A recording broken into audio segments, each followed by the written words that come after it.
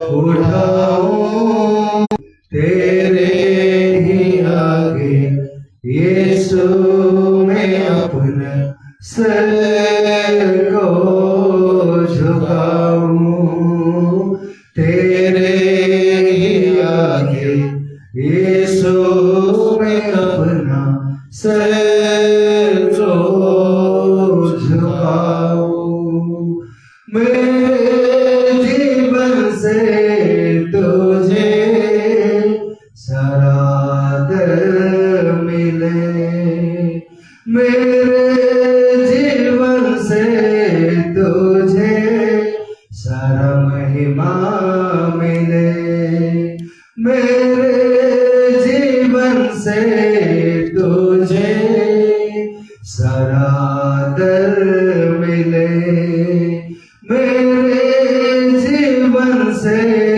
तुझे सारा महिमा मिले तुझे ऊंचा उठाऊं तेरी महिमा मैं गाऊं तेरे ही आगे यीशु मैं अपना सर को झुकाऊं तेरे ही आगे यीशु मैं अपना सर को झुकाऊं धन्यवाद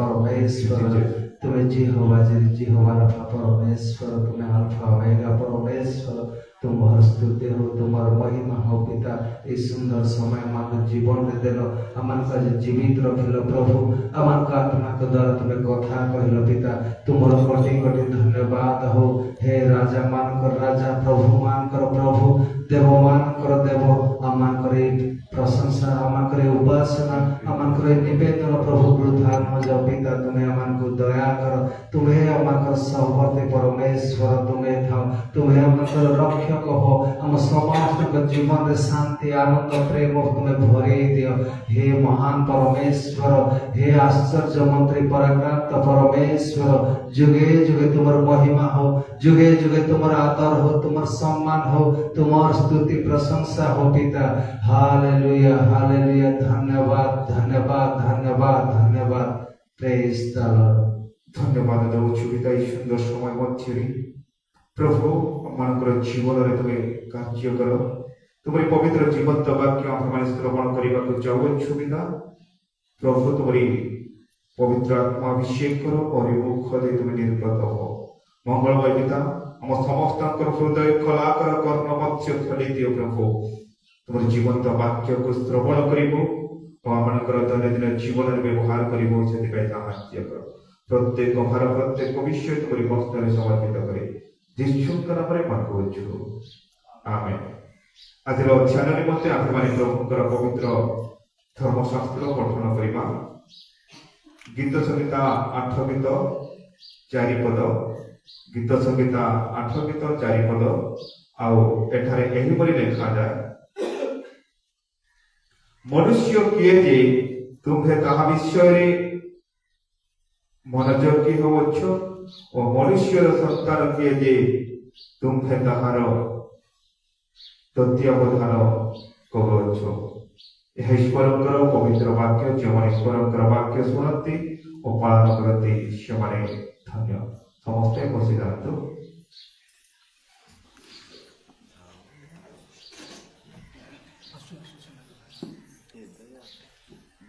ପ୍ରିୟ ପ୍ରଭୁଙ୍କର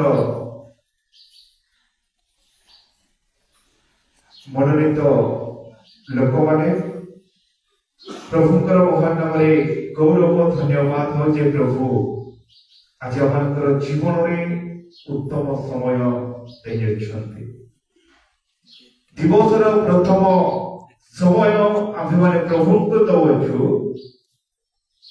କାହିଁକି ନା ପ୍ରଭୁ ଆଜି ଆମମାନଙ୍କର ସହିତ ରହିଅଛନ୍ତି ତେଣୁକରି ଆମେମାନେ ଚିନ୍ତା କରିବା ମନୁଷ୍ୟ କିଏ ଯେ ତୁମେ ତାହା ବିଷୟରେ ମନୋଯୋଗୀ ହେଉଅଛ। ଆମମାନେ ଜାଣିବା ଆବଶ୍ୟକ ଅଟେ ଯେ ଆମ୍ଭେମାନେ କିଏ ଅଟୁ ପରମେଶ୍ୱର ଏତେ ମନୋଯୋଗୀ ଅଟନ୍ତି। ଆମମାନେ କିଏ ଅଟୁ ପରମେଶ୍ୱର ଆମମାନଙ୍କୁ ଏତେ ମନୋଯୋଗୀ କାହିଁକି କରୁଅଛନ୍ତି? ବିନଷ୍ଟ ନ ହୋଇ ଫେରି ଆସନ୍ତୁ, ପାପ ନ କରି ଫେରି ଆସନ୍ତୁ। ପ୍ରତ୍ୟେକ ବିଷୟରେ ପରମେଶ୍ୱର ଆମମାନଙ୍କୁ ମନୋଯୋଗ କରନ୍ତି। ଆମମାନେ କିଏ ଅଟୁ? ମୋର ପ୍ରିୟ ମଣ୍ଡଳୀ, ଯଦି ଆମେ ଚିନ୍ତା କରିବା ପ୍ରଥମେ ଆମ୍ଭେମାନେ କିଏ, ନିଜକୁ ନିଜେ ପଚାରିବା ଯେ ମୁଁ କିଏ? ମୁଁ ଜଣେ ପ୍ରଭୁଙ୍କର ଦାସ। ପ୍ରଭୁ ଦେଇଥିବା ଗୋଟିଏ ଦାସର କାର୍ଯ୍ୟ ତାହା। ମୋର ନାମ ଦୁର୍ଯ୍ୟ, এই ଜଗତ ମଧ୍ୟରେ ପରିଚୟ। ମୋର ନାମକୁ ଜାଣିବାର ସହିତ ମତେ ମଧ୍ୟ ଜାଣିପାରିବେ। ତାହେଲେ ମୁଁ କିଏ? সেই প্রকার ଦେଖିବା পুরুষ প্রভুଙ୍କର ଦାସ ନାମ କେତେ ନାମ ଅଛି, କିନ୍ତୁ ଆମ୍ଭେମାନେ କିଏ ଅଟୁ? ପରମେଶ୍ୱର ଏତେ ମନୋଯୋଗୀ ଅଟନ୍ତି।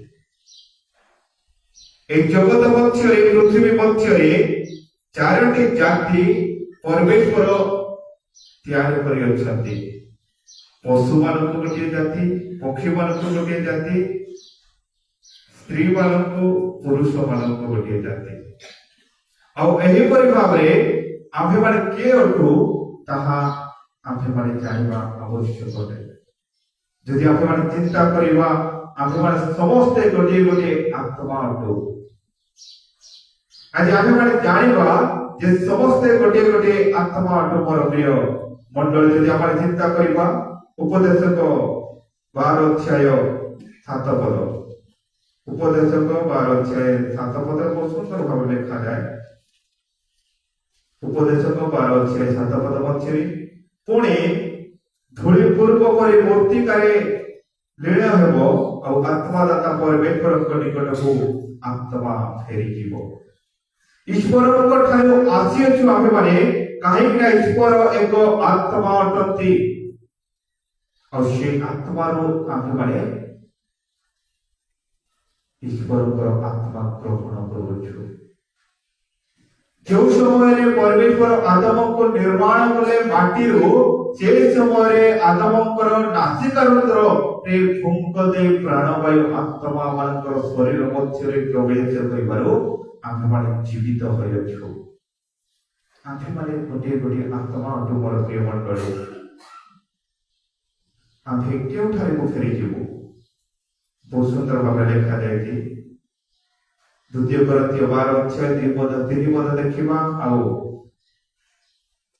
ଉପଦେଶକ ମଧ୍ୟ 12 ଅଧ୍ୟାୟ 7 ପଦରେ ଆମେ ଦେଖିଅଛୁ ପରମେଶ୍ୱରଙ୍କ ନିକଟରେ ଆତ୍ମା ଫେରିଯିବ। ପରମେଶ୍ୱରଙ୍କ ନିକଟରେ ଆମମାନଙ୍କର ଆତ୍ମା ଫେରିଯିବ। କାହିଁକି ନା এই ଜଗତ ମଧ୍ୟରେ ଆମ୍ଭେମାନେ ଗୋଟିଏ ଗୋଟିଏ କାର୍ଯ୍ୟ କରିବା ନିମନ୍ତେ ଆସିଅଛୁ। ଯଦି ଗଭର୍ଣ୍ଣମେଣ୍ଟରେ କିମ୍ବା ପ୍ରାଇଭେଟରେ କାମ କରିବା ଲୋକମାନେ, କମ୍ପାନୀରେ କାମ କରିବା ଲୋକମାନେ ସମସ୍ତେ ଜାଣିଛନ୍ତି, ଯଦି ଗୋଟିଏ କମ୍ପାନୀର କାମ କରିବା ବ୍ୟକ୍ତିଙ୍କୁ ଜୟପୁରରୁ ଭୁବନେଶ୍ୱରକୁ ପଠାଯିବ, ତାହେଲେ ସେ ଜାଗାରୁ ଯିବା ଖର୍ଚ୍ଚ, ସେ ଜାଗାରେ ଯେଉଁ କାମ ପାଇଁ ଦିଆଯାଇଥିବ, ସେ କାମ ପ୍ରତ୍ୟେକ ବିଷୟ ଭୁବନେଶ୍ୱରରେ ଯାଇ ଗଲା ପରେ ସେ ଜୟପୁରକୁ ଫେରି ଆସିବ। ଜୟପୁରକୁ ଆସିଲା ପରେ ଯେଉଁ ବଡ ଅଥରିଟି ତାଙ୍କୁ ପଠାଇଥିବେ, সেই ଅଥରିଟି କୁ ହିସାବ ଦେବା ପାଇଁ ପଡିବ। 20,000 ଟଙ୍କା 50,000 ଟଙ୍କା ଦେଇଥିଲୁ, କଣ କଣ କଲ? ଲଜ୍ ଗୋଟେ ବୁକିଂ କରିଥିଲି, ଏତିକି ଟଙ୍କାର ଖାଇଲି, ଏତିକି ଟଙ୍କାର ବୁଲିଲି, ଏତିକି ଟଙ୍କା ଅଙ୍କ ଅଫିସରେ ଯାଇ କଥାବାର୍ତ୍ତା କଲି, ଆଉ ଏତିକି ଟଙ୍କା ବଳିଛି କିମ୍ବା ବଳି ନାହିଁ, ପ୍ରତ୍ୟେକ ହିସାବ ଦେବାକୁ ପଡିବ। এই ଜଗତ ମଧ୍ୟରେ ସେହି ପ୍ରକାର ଆମ୍ଭେମାନେ ମଧ୍ୟ ପରମେଶ୍ୱରଙ୍କର ଆତ୍ମାକୁ ପାଇଅଛୁ। ଏ ଜଗତ ମଧ୍ୟରେ କାମ କରିବା ପାଇଁ ଏ ଜଗତ ମଧ୍ୟରେ ଆମ୍ଭେମାନେ ସମସ୍ତେ ଆସିଅଛୁ। ଗୋଟିଏ ଦିନ ଆସିବ ଯେ ଆମେ ସମସ୍ତେ ହିସାବ ଦେବା ପଡ଼ିବ। ଈଶ୍ୱରଙ୍କର ଆତ୍ମା ମାନଙ୍କର ଶରୀର ମଧ୍ୟରେ ପ୍ରବେଶ କରି ଏହି ଜଗତ ମଧ୍ୟରେ ପଠାଇ ଅଛନ୍ତି। ଆତ୍ମା ଥିବା ପାଇଁ ଗୋଟିଏ ଶରୀରର ଆବଶ୍ୟକତା ଅଟେ। ତେଣୁକରି ପରମେଶ୍ୱର ଶରୀରକୁ ନିର୍ମାଣ କରିଅଛନ୍ତି। ଶରୀରର କାମ ଖାଇବା, ରହିବା, ଅନ୍ୟାନ୍ୟ କାମ ଯାକ କରିବାର କାମ। କିନ୍ତୁ ଗୋଟିଏ ଦିନ ଆସିବ ଯେ ଆମମାନେ ପ୍ରତ୍ୟେକ ଜଣ ଈଶ୍ୱରଙ୍କ ନିକଟରେ ହିସାବ ଦେବାକୁ ପଡ଼ିବ। ଯଦି ଆମେ ଚିନ୍ତା କରିବା ନିଜର ପୁଅ ଝିଅ ମାନଙ୍କୁ କାହିଁକି ଏତେ ପ୍ରେମ କରୁ? ମତେ ଯଦି କହିବେ ମୁଇଁ ମୋର ବାର୍ଥଡେ ମଣ୍ଡଳୀର ଲୋକଙ୍କୁ ପ୍ରେମ କରିବି ନା ଅନ୍ୟ ମଣ୍ଡଳୀର ଲୋକମାନଙ୍କୁ ଯେଉଁମାନେ ଆମର ଅଲଗା ଗାଁ ମାନଙ୍କର ଥିବେ, କାହିଁକି ନା ପରମେଶ୍ୱର ଏହି ଦାୟିତ୍ୱ ମତେ ଦେଇଅଛନ୍ତି। ପରମେଶ୍ୱର ଆମମାନଙ୍କୁ ଗୋଟେ ଦାୟିତ୍ୱ ଦେଇଛନ୍ତି ଯେ ଆମମାନଙ୍କର ମଣ୍ଡଳୀର କେତେ ଶାନ୍ତି ଶୃଙ୍ଖଳା ରହିବ, କେମିତି ଆମମାନଙ୍କର ମଣ୍ଡଳୀର ଆତ୍ମିକତା ବଢିବ, ଆମମାନଙ୍କର ବାର୍ଥଡେ ମଣ୍ଡଳୀ ଗୋଟେ ସହଭାଗିତା ପ୍ରେମର ସହିତ ରହିବେ, ତାହା ଆମ ସମସ୍ତଙ୍କର ଦାୟିତ୍ୱ। ଯଦି ସେ ଦାୟିତ୍ୱ ମୁଁ କରିବି ନାହିଁ ତାହେଲେ ପରମେଶ୍ୱର ମତେ ମଧ୍ୟ ହିସାବ ଦେବାକୁ ପଡିବ ଗୋଟିଏ ଦିନରେ। ଆଜି ଆପଣ ମାନଙ୍କୁ ମଧ୍ୟ ପରମେଶ୍ୱର ଜଗତ ମଧ୍ୟରେ ଉତ୍ତମ ବ୍ୟକ୍ତି ଭାବରେ ଉତ୍ତମ ପରିବାରରେ ପ୍ରଭୁ ଦେଇଅଛନ୍ତି। ଯଦି ଉତ୍ତମ କାର୍ଯ୍ୟ କରିବେ ନାହିଁ ହିସାବ ଦେବାକୁ ପଡିବ। ଏହି ଶରୀର ବିଷୟରେ ଯଦି ଚିନ୍ତା କରିବା, ଶରୀର ତିନି ପ୍ରକାର ଅଟେ। ପ୍ରଥମ ଶରୀର, ଆମେ ଏବେ ଯେଉଁ ଶରୀର ଧାରଣ କରିଛୁ ସେଇ ଶରୀର ପ୍ରଥମ ଶରୀର। ଯୋଉ ସମୟରେ ପରମେଶ୍ୱର ଦ୍ୱିତୀୟ ଆଗମନ ହବ ପ୍ରଭୁଙ୍କର, ସେହି ସମୟରେ ଆମେ ସମସ୍ତେ ବିଚାରିତ ହେବୁ। ବିଚାରିତ ହେଲା ପରେ ଆମକୁ ଗୋଟିଏ ଶରୀର ଦିଆଯିବ। ନର୍କର ଯନ୍ତ୍ରଣା ଭୋଗିବାର ଅଛି, ନର୍କର ଯନ୍ତ୍ରଣା ପାଇଁ ଗୋଟିଏ ଶରୀର ଦିଆଯିବ। 2 ନମ୍ବର ଶରୀର। 3 ନମ୍ବର ଶରୀର ଯେ ଆମେ ଉତ୍ତମ କର୍ମ ଏହି ଜଗତ ମଧ୍ୟରେ କରିଥିବୁ, ତାହେଲେ ସ୍ୱର୍ଗ ପାଇଁ ଗୋଟିଏ ଶରୀର ଦିଆଯିବ। ନର୍କରେ ଯୋଉ ଶରୀର ଯିବ ସେ ଶରୀର ସ୍ୱର୍ଗକୁ ଯିବା ଶରୀର ପଠାଇବେ ନାହିଁ ପରମେଶ୍ୱର। 2ଟି ଶରୀର ଆମମାନଙ୍କର ଜୀବନରେ ରହିଛି। କେବଳ 3 ନମ୍ବର ଶରୀର ଯଦି ଧାରଣ କରିବା କିମ୍ବା 2 ନମ୍ବର ଶରୀର ଧାରଣ କରିବା, ସ୍ୱର୍ଗକୁ ଶରୀର, ନର୍କକୁ ଶରୀର, ଏ ଜଗତରେ ଅଛି ଗୋଟେ ଶରୀର। ଏହିପରି 3ଟି ଶରୀର ଆମମାନଙ୍କର ଜୀବନରେ ଆତ୍ମାକୁ ପରମେଶ୍ୱର ଦାନ କରିବେ। ତେଣୁକରି ମୋର ପ୍ରିୟ ମଣ୍ଡଳୀ, ରୋମିଓ ପୁସ୍ତକରେ ଲେଖାଯାଏ, ରୋମିଓ 14 ଅଧ୍ୟାୟ 7 ପଦ ଆଉ 8 ପଦ ମଧ୍ୟରେ, ରୋମିଓ 14 ଅଧ୍ୟାୟ 7 ପଦ ଆଉ 8 ପଦରେ ବହୁତ ସୁନ୍ଦର ଭାବରେ ଲେଖାଯାଏ। ହଁ ହଁ ହଁ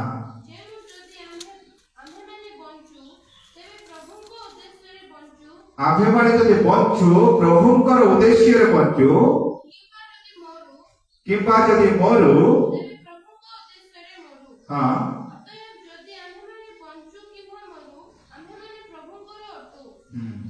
ଆମେ ବଞ୍ଚିଲେ ମଧ୍ୟ ପ୍ରଭୁଙ୍କର, ମରଲେ ମଧ୍ୟ ପ୍ରଭୁଙ୍କର। କିନ୍ତୁ ଆମେ ବଞ୍ଚିଲେ ଶୈତାନଙ୍କର, ମରଲେ ମଧ୍ୟ ଶୈତାନଙ୍କର। ଆମେ ଜାଣିବା ଆବଶ୍ୟକ ଅଟେ, ବଞ୍ଚିବା ତ କେବଳ ଈଶ୍ୱରଙ୍କ ପାଇଁ ବଞ୍ଚିବା ଆବଶ୍ୟକ ଅଟେ। ପ୍ରଭାତ ପାଇଁ ପ୍ରାର୍ଥନା କାହିଁକି ହବ? ଆଜିର ଦିବସ ପ୍ରଭୁଙ୍କର ଅନୁଗ୍ରହର ଦାନ ଅଟେ। ଯଦି ମେଡିକାଲ ମାନଙ୍କରେ ଯିବ, ଅନେକ ଲୋକମାନେ ମୃତ୍ୟୁବରଣ କରିଥିବେ ବଡ ବଡ ମେଡିକାଲରେ, କିନ୍ତୁ ପ୍ରଭୁଙ୍କର ଅନୁଗ୍ରହ ଯେ ଆମମାନଙ୍କର ଜୀବନରେ ଗୋଟିଏ ନୂତନ ଦିବସ ଦେଇଅଛନ୍ତି। ପ୍ରଭୁଙ୍କର ଉଦ୍ଦେଶ୍ୟରେ ବଞ୍ଚିବା ଶିଖିବା ଆବଶ୍ୟକ ଅଟେ। ଭାବୁଥିବୁ ଜ୍ୱର ନାହିଁ, ଦୁଃଖ ନାହିଁ, କିଛି ମଧ୍ୟ ନାହିଁ, କାହିଁକି ମରିଯିବ? ଜ୍ୱର ହେଲେ ଏମିତି ଲୋକମାନେ ମଧ୍ୟ ଅଛନ୍ତି ବସିକିନା ମରିଛନ୍ତି। କିନ୍ତୁ ଆମର ବଞ୍ଚିବା ତ ଈଶ୍ୱରଙ୍କର ଉଦ୍ଦେଶ୍ୟରେ ବଞ୍ଚିବା ପାଇଁ ଶିଖିବା ଆବଶ୍ୟକ ଅଟେ ମୋର ପ୍ରିୟ ମଣ୍ଡଳୀ।